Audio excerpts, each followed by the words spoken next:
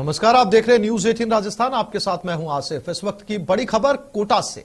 सास के तानों से परेशान होकर एक दामाद ने खुदकुशी कर ली। मौत के 2 दिनों बाद सुसाइड नोट मिला है। सुसाइड नोट से चौंकाने वाले खुलासे हुए। ससुराल पक्ष मारपीट कर पैसों की डिमांड करता था। महावीर नगर थाना पुलिस मामले की जांच में जुट गई।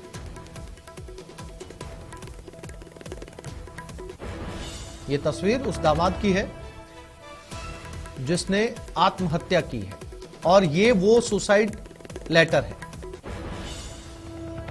यानी कि पारिवारिक कलह।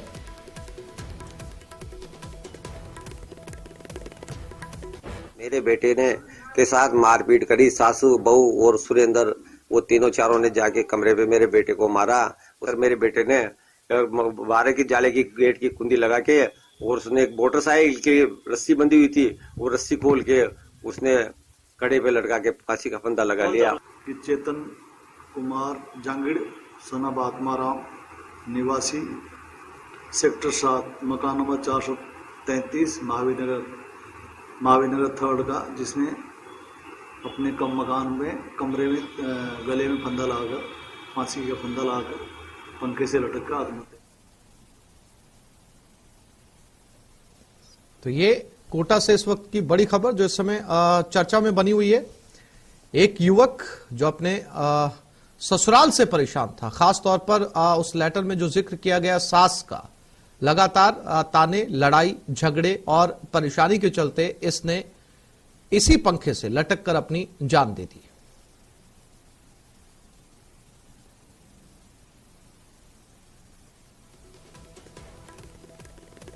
और ओम प्रकाश हमारे साथ जुड़ गए हैं कोटा से। ओम प्रकाश, क्या अपडेट इस पूरे मामले को लेकर? पूरा जो ये सुसाइड का मामला है वो गृह कलेश का लगता है। देखिए, पूरा पारिवारिक कलेश में सबसे बड़ी बात है कि अपनी पत्नी सहित अन्य पर गंभीर आरोप लगाए और ये मामले का खुलासा, हालांकि 2-3 दिन पहले ही इन्होंने सुसाइड कर लिया गया था, लेकिन पूरा मामला लगभग दब गया था। सुसाइड के जो कारण है स्पष्ट सामने नहीं आ पाया है, लेकिन 2-3 दिन बाद में जब परिजनों को पर्स में उनके जो सुसाइड नोट बरामद हुए, तब चौंकाने वाले खुलासे हुए कि सुसाइड की जो बड़ी वजह यह है कि उसकी सास लगातार उनको परेशान कर रही थी, डिमांड कर रही थी पैसे की, घर का अपने नाम करने की डिमांड कर रही थी, और मारपीट कर प्रताड़ित और परेशान करने के बाद वो इतना हताश और परेशान हो गया कि उन्होंने खुद को मौत को गले लगा लिया। फांसी का फंदा लगाकर सुसाइड करने के बाद फिर अब 2-3 दिन बाद में ये चौंकाने का वाले खुलासे हुए। बड़े 4 सुसाइड नोट बरामद हुए हैं। फिलहाल पुलिस वो सुपुर्द कर अब महावीर नगर थाना पुलिस पूरे मामले की जांच में जुटी हुई है, लेकिन ये कहा जा सकता है कि सुसाइड का एक बड़ा ही चौंकाने वाला खुलासा अब 3 दिन बाद में हुए। अब देखने वाली बात होगी कि पुलिस किस तरह से कार्रवाई कर उसकी सास सहित अन्य को गिरफ्तार करती है, या ये तस्वीर तब सामने आएगी जब पूरा इस मामले यानी ओम प्रकाश, अब तक पुलिस ने कोई कार्रवाई नहीं की? जी, फिलहाल मामला अब दर्ज गंभीर धाराओं में किया जा रहा है, क्योंकि उस समय जब सुसाइड किया था उस समय एक सामान्य तो सुसाइड मानकर मामले को रफा-दफा करने का प्रयास किया गया था, लेकिन अब जब 4 सुसाइड नोट बरामद होने के बाद अब पुलिस भी चौकन्ना हुई है और पूरे मामले की जांच करने की बात करी है। और जो बुजुर्ग माँ बाप है वो अपने बेटे की जो सुसाइड के बाद में न्याय की गुहार लगा रहे हैं और लगातार उन ससुराल वालों पर गंभीर आरोप लगाते हुए फिलहाल पुलिस को शिकायत दी है। फिलहाल महावीर नगर थाना पुलिस पूरे मामले की जांच कर रही है, लेकिन फिलहाल ये कहा जा सकता है कि इसमें किसी की भी कोई भी गिरफ्तारी फिलहाल नहीं हुई है और पुलिस पूरे मामले की जांच करने की बात कर रही है। जी ओम प्रकाश, उस ससुराल की तरफ से जिस पर आरोप लगा है उसकी तरफ से कोई प्रतिक्रिया सामने आई है? देखिए, उसकी तरफ से कोई प्रतिक्रिया सामने नहीं आई। जयपुर निवासी वो लोग बताए जा रहे हैं और सुसाइड नोट बरामद जो है कल पुलिस को सुपुर्द करने की बात कर रहे हैं। अभी तक पुलिस इस मामले में स्पष्ट तौर पे कुछ भी नहीं कर पा रही है, लेकिन क्योंकि 3 से 4 दिन पुराना मामला होने के बाद चौंकाने वाले खुलासे अब हुए हैं। परिजन भले चाहे अपने आरोपों को कितने ही निराधार। ओम प्रकाश, आप मेरे साथ बने रहिएगा। मैं फिर से लौट रहा हूं आपके पास में। अगली खबर भी कोटा से है। कोटा में एक बार फिर चाकूबाजी से कोचिंग नगरी दहल उठी। साजी देहड़ा में युवक पर चाकू से हमला किया गया। 6 से ज्यादा बदमाशों ने युवक पर हमला किया है। बदमाशों के हमले में युवक गंभीर रूप से घायल हो गया। किशोरपुरा थाना पुलिस मामले की जांच में जुटी है। ओम प्रकाश हमारे साथ बने हुए। ओम प्रकाश, एक बार फिर से चाकूबाजी कोटा में।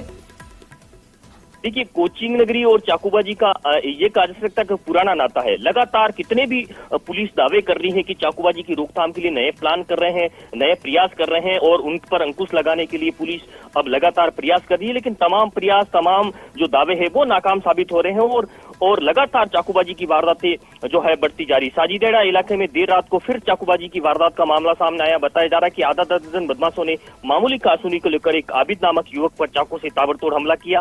गंभीर घायल अवस्था में आबिद को फिलहाल एमबीएस अस्पताल में भर्ती करवाया गया है और जो किशोरपुरा थाना पुलिस है पूरे मामले की जांच कर रही है, लेकिन कहा जा रहा है कि ये माना जा सकता है कि कोचिंग नगरी में चाकूबाजी की वारदातें लगातार बढ़ती जा रही है। नए एसपी ने चाकूबाजी की वारदातों पर अंकुश लगाने के लिए, नए प्लान बनाने के लिए, अंकुश लगाने के लिए कई और प्रयास करने की बात कही है, लेकिन तमाम प्रयास फिलहाल ये कहा जा सकता है कि नाकाम साबित हो रहे हैं और प्रदेश में चाकूबाजी के मामले में कोटा नंबर 1 है, यानी कि राजधानी को भी पछाड़ रहा है। हर दूसरे तीसरे दिन चाकूबाजी की वारदात होती है और चाकूबाजी की वारदात के चलते कई मर्डर अब तक हो चुके हैं। लगातार कोचिंग छात्रों तक में चाकूबाजी की वारदात हो चुकी है।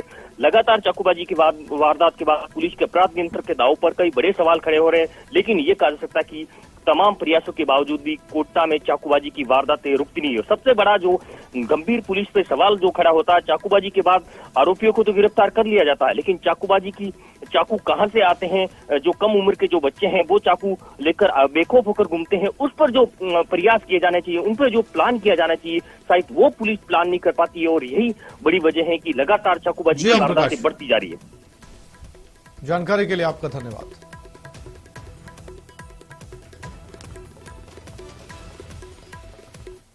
ये खबर 12 से है। चोरी के मामले में 2 अन्य आरोपी गिरफ्तार हो चुके हैं। चोरों ने चोरी की 125 किलो चांदी। एमपी के पारदी गिरोह का सदस्य है। दोनों आरोपी, अब तक कुल 6 आरोपियों को गिरफ्तार किया जा चुका है। पुलिस ने 11 किलो चांदी बरामद की। 12 फरवरी को दुकान में चोरी हुई थी।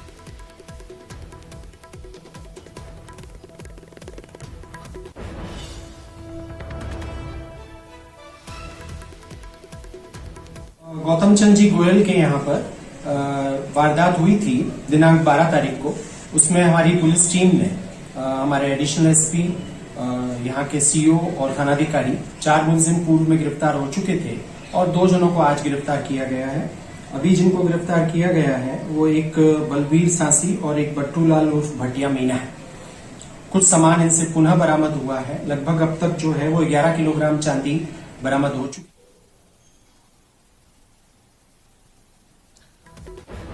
तो चोरी के मामले में पुलिस ने ये कामयाबी हासिल की है और चोर पुलिस के हाथ लग चुके हैं। पारदी गैंग के ये दोनों सदस्य बताए जा रहे हैं।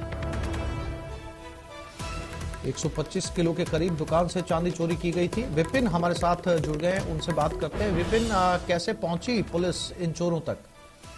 देखिए, जब घटना हुई थी उसके बाद एक चुनौतीपूर्ण था पुलिस के लिए और पुलिस के जो एसपी थे कल्याण मीणा, वो मौके पर कैंप करके रुके 2 दिन।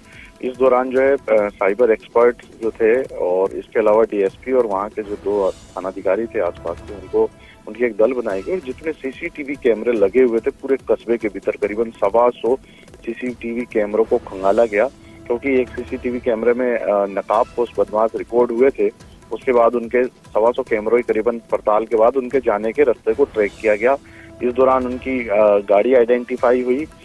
उस गाड़ी को अन्य जो टोल थे या रास्ते थे ऐसे करके ये करीबन ट्रेस करते रहे 2 दिन में, और 2 दिन में पता चला कि जो गाड़ियां थी, जो रंग थे, जो गाड़ी आइडेंटिफाई हुई, उनको वो मध्य प्रदेश की तरफ निकले और जो वारदात का तरीका था उससे पारदी गिरोह जो है वो तय हुआ कि यह पारदी गिरोह का काम था। ऐसे में मध्य प्रदेश की तरफ से जो पारदी लोग निकले हुए थे, जो बाहर थे, वहाँ के मध्य प्रदेश की पुलिस से कांटेक्ट किया और फिर जाकर जो है यहाँ आइडेंटिफाई हुए चोर और आइडेंटिफाई हुए। तो इसमें लोकल जो गैंग थी, जो स्थानीय लोग थे जो मिले हुए थे मध्य प्रदेश की गैंग से, वो पहले पकड़ में आए और उनसे जब पड़ताल की गई और खोजबीन की गई तो पूरी गैंग का पर्दाफाश हुआ। फिलहाल जो है पुलिस ने कुल जो है 4 स्थानीय जो मिले हुए थे और 2 पारदी गिरोह जो मध्य प्रदेश के, कुल 6 लोग जो है गिरफ्तार कर लिए हैं पुलिस ने। 7 अभी भी इसमें नामजद हैं जो फरार हैं और फिलहाल इनसे 11 किलो चांदी जो है वो बरामद कर ली है और अन्य की भी पुलिस कह रही है कि जल्द ही उनकी तलाश कर ली जाएगी, क्योंकि ये सभी जो है वो आइडेंटिफाई हो चुके हैं कि ये कौन लोग इसके अंदर शामिल थे। जानकारी के लिए विपिन आपका धन्यवाद।